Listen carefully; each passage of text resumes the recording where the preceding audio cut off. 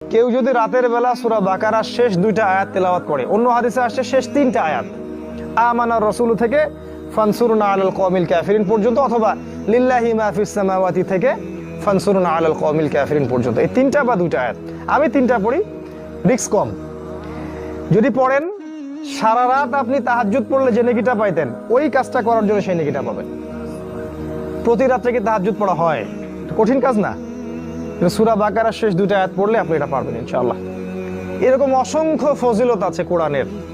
সবচেয়ে বড় কথা, কোরআন আপনাকে সাকিনা দিবে, প্রশান্তি দিবে, টেনশন দূর করবে, আপনার রোগ দূর করে দিবে, আপনার কলিজাকে ঠান্ডা করে দিবে। তার চেয়ে বড় কথা, আল্লাহর সাথে আপনার সম্পর্ক তৈরি হবে। এক সময় দেখবেন কোরআন পড়তে পড়তে আপনার চোখ দিয়ে ধর ধর করে পানি পড়ছে, ওই দিন বুঝতে পারবেন যে কোরআন আপনার কলিজা ভেদ করে ঢুকে গেছে।